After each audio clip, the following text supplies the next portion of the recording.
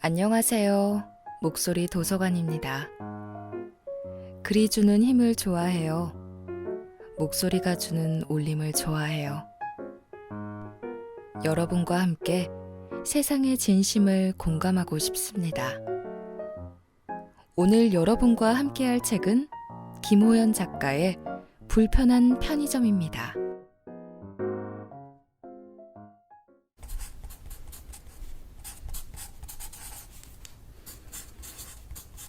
책 소개. 망원동 브라더스의 작가 김호연의 동네 이야기 시즌2.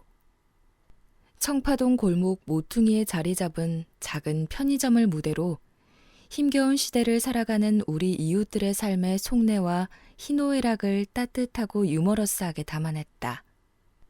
망원동 브라더스에서 망원동이라는 공간의 체험적 지리지를 잘 활용해 유쾌한 재미와 공감을 이끌어냈듯 이번에는 서울의 오래된 동네 청파동에 대한 공감각을 생생하게 포착해 또 하나의 흥미진진한 동네 이야기를 탄생시켰다. 서울역에서 노숙인 생활을 하던 독고라는 남자가 어느 날 70대 여성의 지갑을 주워준 인연으로 그녀가 운영하는 편의점에서 야간 알바를 하면서 이야기가 시작된다. 덩치가 곰 같은 이 사내는 알코올성 치매로 과거를 기억하지 못하는 데다 말도 어눌하고 행동도 굼떠 과연 손님을 제대로 상대할 수 있을까 의구심을 갖게 하는데 웬걸 의외로 그는 일을 꽤 잘해낼 뿐 아니라 주변 사람들을 묘하게 사로잡으면서 편의점의 밤을 지키는 든든한 일꾼이 되어간다.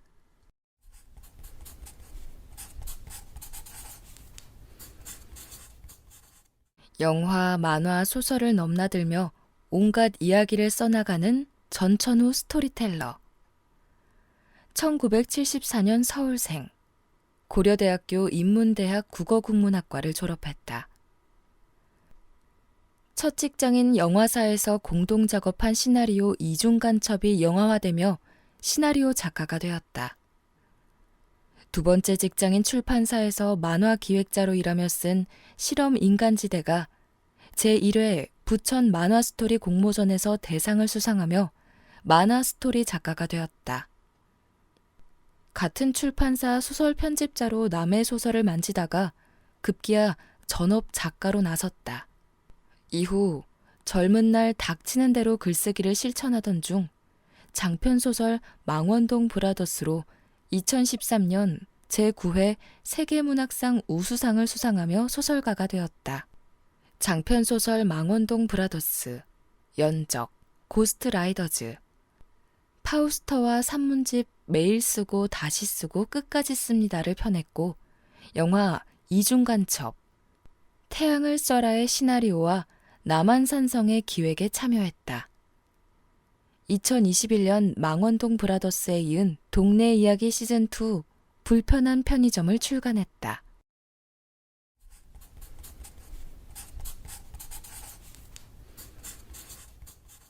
근데 이게 마지막 술이에요.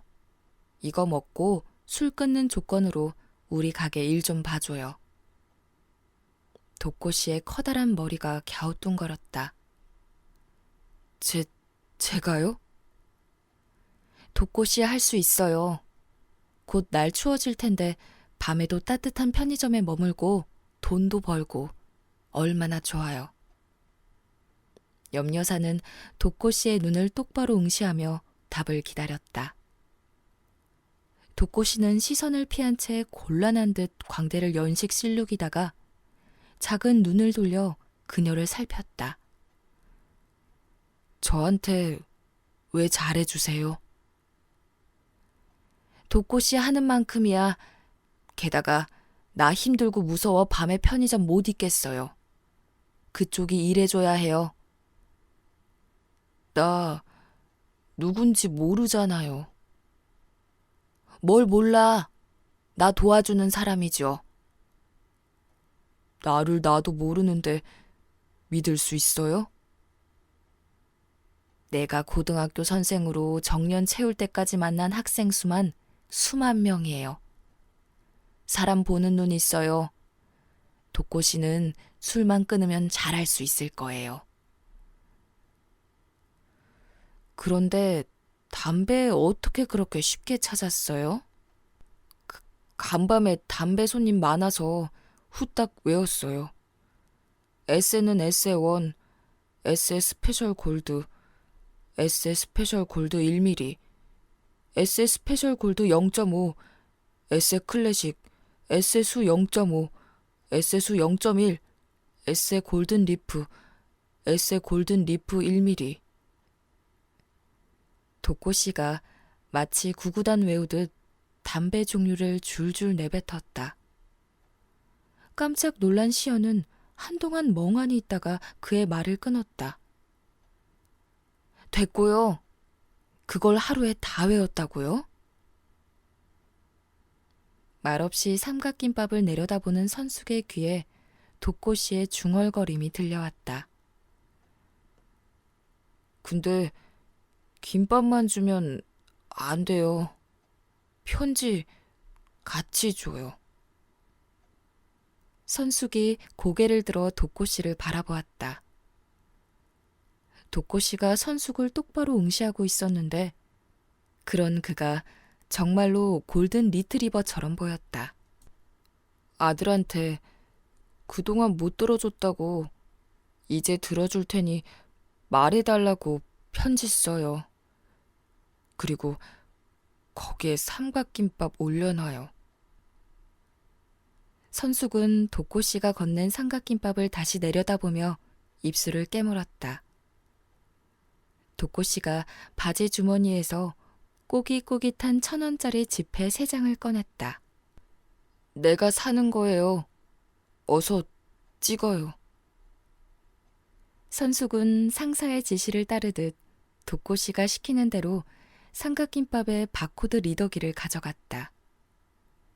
삑 소리와 함께 결제가 완료되었습니다 라는 기계음이 들리자 그녀의 머릿속을 복잡하게 오가던 불안감이 완료된 기분이었다.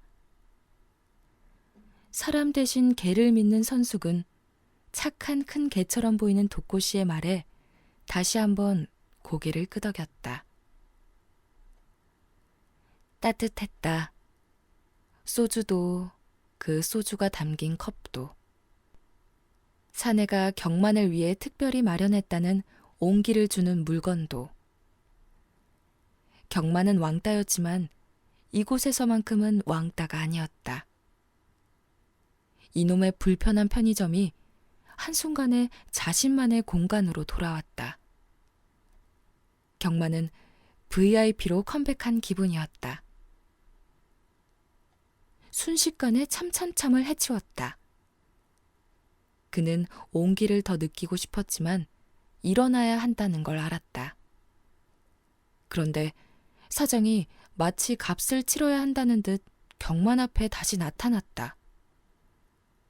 한 손에는 얼음이 든 것으로 추정되는 종이컵과 다른 손에는 옥수수 수염차를 들고서 오 마이 갓. 인경은 낮과 밤이 바뀐 사이클을 계속 활용하기로 했다. 그녀는 새벽에 일어나 출근하듯 편의점에 가 사내 진미 도시락을 먹으며 독고 씨와 이야기를 나누었다. 생각보다 똑똑하고 눈치도 빠른 사람이었다. 며칠 같이 이야기를 나누던 인경은 이후로는 아예 수첩을 들고 가 그와의 대화 꼭지를 기록하기 시작했다. 뜻하지 않은 취재는 그녀에게 글을 쓸 수 있을 거라는 용기를 불어넣어 주었다. 계산하셔야죠. 아, 계산. 나 여기 아들이에요. 그냥 찍어놔요. 그제야 민식은 자신이 편의점 사장의 아들임을 밝히지 않았다는 걸 떠올렸다. 그런데 신분을 밝혔음에도 사내는 꿈쩍 않고 선체로 그를 응시할 뿐이었다. 오호라, 나이살 먹었다고 불편하다 이건가? 왜? 일 안 해? 이럴 땐 먼저 반말로 약호를 죽여야 한다. 하지만 사내는 여전히 꿈쩍도 안 했다. 나 여기 주인 할머니 아들이라니까.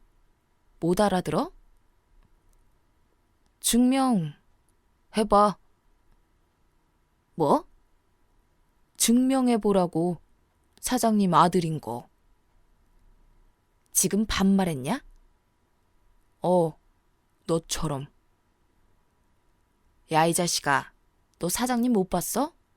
나랑 닮았잖아. 눈매며 매부리 코며. 안 그래? 안 그래. 안 닮았어. 마스크 대란이 일고 사람들이 줄을 서서 약국에서 마스크를 구입하기 시작했다. 수많은 감염자가 발생한 대구로 전국에 의료진이 투입되었다. 코로나19로 세계가 뒤집어진 지금 나는 마스크를 쓴 채 골몰했다. 무언가 변화하고 있었다. 세계도 나도. TV에서는 코로나19로 죽어가는 가족의 임종을 지키지 못한 채 보내야 하는 이탈리아 가족의 슬픈 사연이 소개되고 있었다. 내 머릿속에도 전염병이 돌듯 하나의 생각만이 나를 잠식하고 있었다. 전염병 같은 기억들이 내게 진짜 삶을 선택해야 할 때라고 외치고 있었다. 신기했다. 죽음이 창궐하자 삶이 보였다. 나는 마지막 삶이어도 좋을 그 삶을 찾으러 가야 했다. 불편한 편의점, 함께 읽어보았어요. 알코올 중독과 기억상실로 무의미한 독고에게 특별한 상황이 전개되면서 많은 에피소드를 보여줍니다. 편의점 사장이 어두운 상황을 탈피하게 할 수 있는 제안을 하죠. 그로 인해 독고의 하루하루가 조금 따뜻해졌고요. 사람은 절대 혼자 살 수 없는 것 같아요. 주변의 사람들에게 많은 도움을 받을 수밖에 없는데요. 독고는 도움을 받은 것 같지만 끝까지 읽어내려가다 보면 편의점에서 많은 사람들에게 도움을 주는 인물로 보여졌습니다.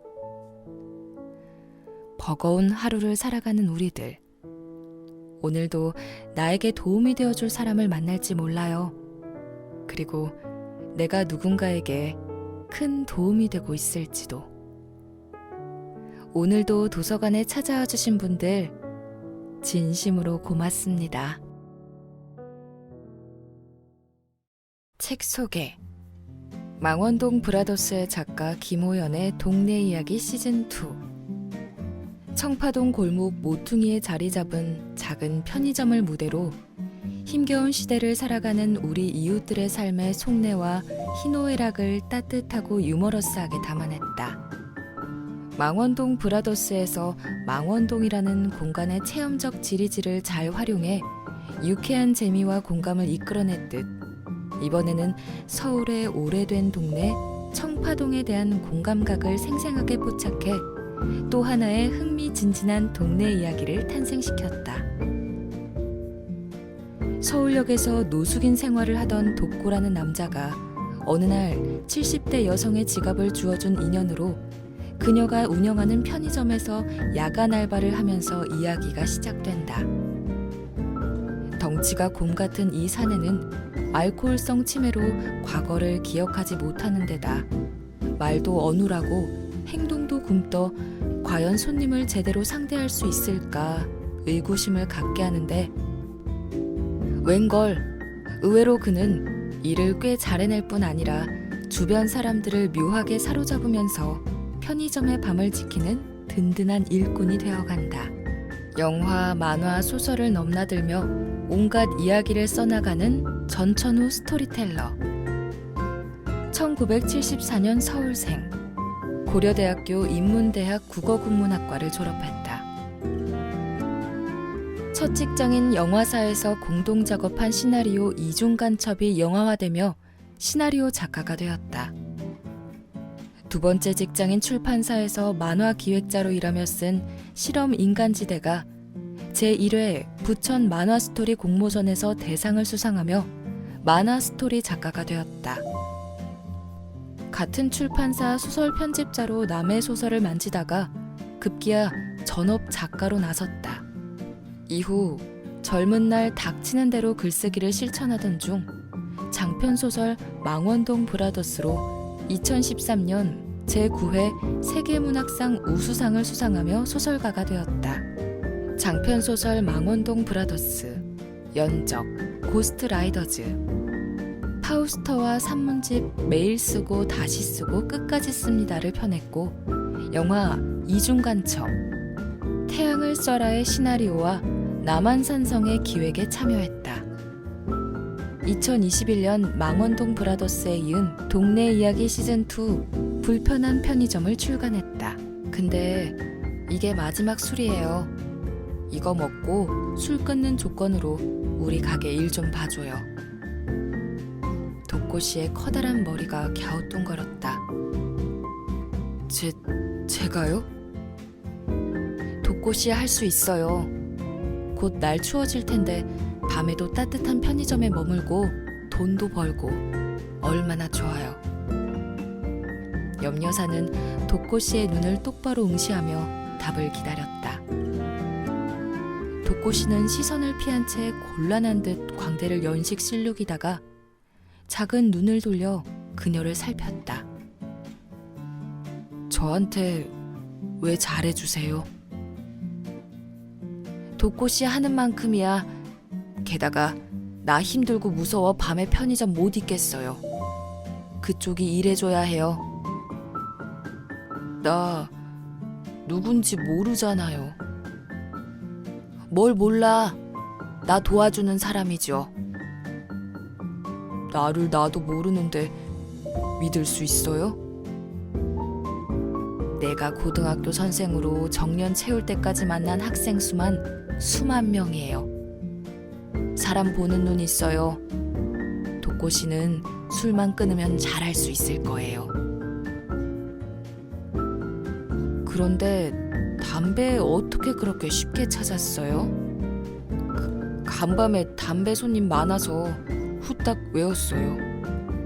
에세는 에세1, 에세 스페셜 골드, 에세 스페셜 골드 1mm, 에세 스페셜 골드 0.5, 에세 클래식, 에세 수 0.5, 에세 수 0.1, 에세 골든 리프, 에세 골든 리프 1mm. 독고씨가 마치 구구단 외우듯 담배 종류를 줄줄 내뱉었다. 깜짝 놀란 시연은 한동안 멍하니 있다가 그의 말을 끊었다. 됐고요. 그걸 하루에 다 외웠다고요? 말없이 삼각김밥을 내려다보는 선숙의 귀에 독고씨의 중얼거림이 들려왔다. 근데 김밥만 주면 안 돼요. 편지 같이 줘요. 선숙이 고개를 들어 독고씨를 바라보았다.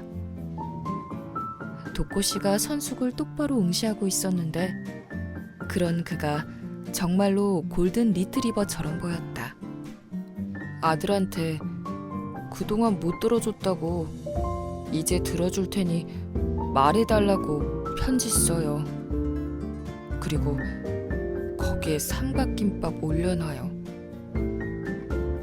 선숙은 독고씨가 건넨 삼각김밥을 다시 내려다보며 입술을 깨물었다. 독고씨가 바지 주머니에서 꼬깃꼬깃한 1,000원짜리 지폐 3장을 꺼냈다. 내가 사는 거예요. 어서 찍어요. 선숙은 상사의 지시를 따르듯 독고씨가 시키는 대로 삼각김밥의 바코드 리더기를 가져갔다. 삑 소리와 함께 결제가 완료되었습니다 라는 기계음이 들리자 그녀의 머릿속을 복잡하게 오가던 불안감이 완료된 기분이었다. 사람 대신 개를 믿는 선숙은 착한 큰 개처럼 보이는 독고씨의 말에 다시 한번 고개를 끄덕였다. 따뜻했다. 소주도 그 소주가 담긴 컵도. 사내가 경만을 위해 특별히 마련했다는 온기를 주는 물건도. 경만은 왕따였지만 이곳에서만큼은 왕따가 아니었다. 이놈의 불편한 편의점이 한순간에 자신만의 공간으로 돌아왔다. 경마는 VIP로 컴백한 기분이었다. 순식간에 참참참을 해치웠다. 그는 온기를 더 느끼고 싶었지만 일어나야 한다는 걸 알았다. 그런데 사장이 마치 값을 치러야 한다는 듯 경만 앞에 다시 나타났다. 한 손에는 얼음이 든 것으로 추정되는 종이컵과 다른 손에는 옥수수 수염차를 들고서 오 마이 갓. 인경은 낮과 밤이 바뀐 사이클을 계속 활용하기로 했다. 그녀는 새벽에 일어나 출근하듯 편의점에 가 사내 진미 도시락을 먹으며 도꼬 씨와 이야기를 나누었다. 생각보다 똑똑하고 눈치도 빠른 사람이었다. 며칠 같이 이야기를 나누던 인경은 이후로는 아예 수첩을 들고 가 그와의 대화 꼭지를 기록하기 시작했다. 뜻하지 않은 취재는 그녀에게 글을 쓸 수 있을 거라는 용기를 불어넣어 주었다. 계산하셔야죠. 아, 계산. 나 여기 아들이에요. 그냥 찍어놔요. 그제야 민식은 자신이 편의점 사장의 아들임을 밝히지 않았다는 걸 떠올렸다. 그런데 신분을 밝혔음에도 사내는 꼼짝 않고 선체로 그를 응시할 뿐이었다. 오호라, 나이살 먹었다고 불편하다 이건가? 왜? 일 안 해? 이럴 땐 먼저 반말로 약호를 죽여야 한다. 하지만 사내는 여전히 꿈쩍도 안 했다. 나 여기 주인 할머니 아들이라니까. 못 알아들어? 증명 해봐. 뭐? 증명해보라고. 사장님 아들인 거. 지금 반말했냐? 너처럼. 야, 이 자식아, 너 사장님 못 봤어? 나랑 닮았잖아. 눈매며 매부리 코며. 안 그래? 안 그래. 안 닮았어. 마스크 대란이 일고 사람들이 줄을 서서 약국에서 마스크를 구입하기 시작했다. 수많은 감염자가 발생한 대구로 전국에 의료진이 투입되었다. 코로나19로 세계가 뒤집어진 지금 나는 마스크를 쓴 채 골몰했다. 무언가 변화하고 있었다. 세계도 나도. TV에서는 코로나19로 죽어가는 가족의 임종을 지키지 못한 채 보내야 하는 이탈리아 가족의 슬픈 사연이 소개되고 있었다. 내 머릿속에도 전염병이 돌듯 하나의 생각만이 나를 잠식하고 있었다. 전염병 같은 기억들이 내게 진짜 삶을 선택해야 할 때라고 외치고 있었다. 신기했다. 죽음이 창궐하자 삶이 보였다. 나는 마지막 삶이어도 좋을 그 삶을 찾으러 가야 했다.